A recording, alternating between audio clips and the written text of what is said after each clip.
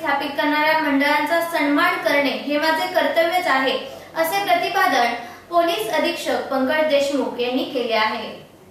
राजकारणात गट-तट सोडून समाजाचे हित ओळखून गावाच्या विकासासाठी एकत्र येणे हे कार्य खूप मोलाचे आहे। एक गाव एक गणपती करणाऱ्या मंडळाचा सन्मान करणे हे माझे कर्तव्य आहे, असे प्रतिपादन जिल्हा पोलीस अधीक्षक पंकज देशमुख यांनी केले। रहमतपूर पोलीस स्टेशनच्या वतीने पोलीस पाटील व एक गाव एक गणपती पारितोषिक वितरण प्रसंगी आयोजित कार्यक्रमात ते बोलत होते। यावेळी व्यासपीठावर पोलीस उपविभागीय अधिकारी प्रेरणा कट्टे, नगराध्यक्ष आनंदा कोरे, उपनगराध्यक्षा विद्याधर बाजारे, सहाय्यक पोलीस निरीक्षक घनश्याम बल्लाळ, अनिल बोधे यांची प्रमुख उपस्थिती होती।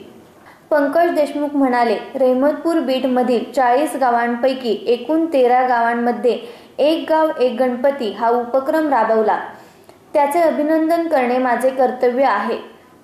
त्याचबरोबर रहमतपूर पोलीस ठाणे व विभागातील सर्व पोलीस पाटील यांचेही कार्य उल्लेखनीय आहे, असे ते म्हणाले। पुढील वर्षी यामध्ये नक्कीच वाढ होईल अशी मी सर्वांकडून आशा व्यक्त करतो। यावेळी प्रेरणा कट्टे यांनी आपले मनोगत मांडताना सांगितले की एक गाव एक गणपती केल्याने जो निधी शिल्लक राहिला आहे तो गावाने सत्कार्याकरता व गावातील सुव्यवस्थेसाठी वापरून सत्कार्यासाठी लावावा। यावेळी 13 गणेश मंडळांना पारितोषिक देऊन सन्मानित करण्यात आले।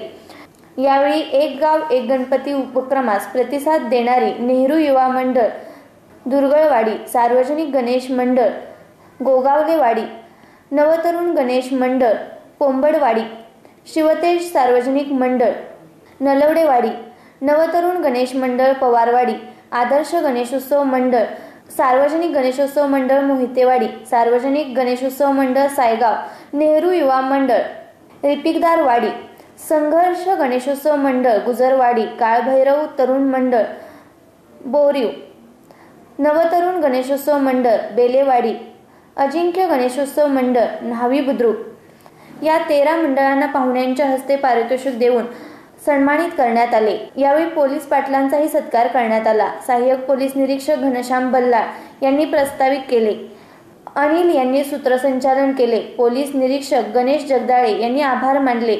या कार्यक्रमासाठी दुष्यंत शिंदे, पोलीस पाटील दीपक नाईक, जयवंत क्षीरसागर, सोमनाथ चव्हाण, सचिन सुतार, दत्तात्रय घाडगे, विजयकुमार पवार, जयराम पाटील, दीपक क्षीरसागर, रुपाली भोसले, स्वाती यादव, सुनंदा मोहिते, सुषमा कोपर्टेकर, स्वाती तारके, महिला दक्षता कमिटीच्या सदस्या, गणेश मंडळाचे पदाधिकारी व कार्यकर्ते, पोलीस स्टेशन कर्मचारी उपस्थित होते।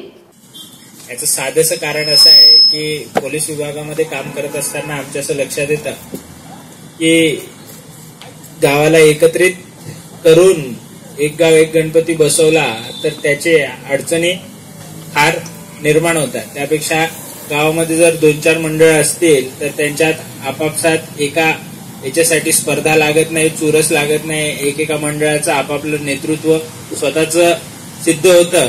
त्यामुळे जे होणारे प्रॉब्लेम्स आहेत ते ऑटोमॅटिकली टळतात, असा पोलीस विभागाचा सुद्धा ह्या मागचा कयास असतो। म्हणजे आमचं असं म्हणणं असतं की जिथपर्यंत शक्य आहे तिथपर्यंत झालं तर ठीक आहे, नाहीतर अगदीच काही जबरदस्ती कोणावर करू नका।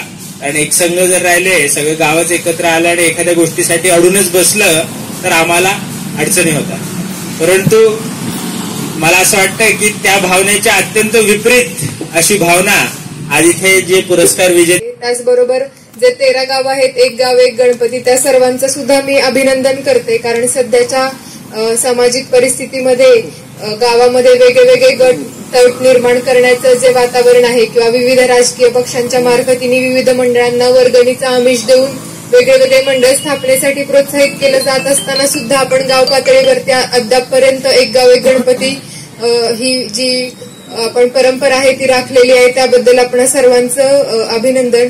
मात्र आता या एक गाव एक गणपती संकल्पनेतून जो वाचलेला खर्च आहे किंवा इतर जे मंडळांच्या मार्फतीने होणारा जो खर्च होता तो आपण कसा सत्कारणी लावू ते आपण सर्वांनी पाहणं गरजेचं आहे। त्यामध्ये आपण गावामध्ये सीसीटीव्ही सारख्या यंत्रणा बसवू शकता, जेणेकरून काही कायदा सुव्यवस्थेचा किंवा इतर चोरी अपघात किंवा काही छेडछाडीच्या घटना झाल्या तर त्याचा आम्हाला पुरावा म्हणून चांगल्या पद्धतीने उपयोग करता येईल. आपल्या सर्वांचं पुन्हा एकदा मी मनापासून अभिनंदन करते आणि आपणाला शुभेच्छा देते. जय हिंद, जय महाराष्ट्र.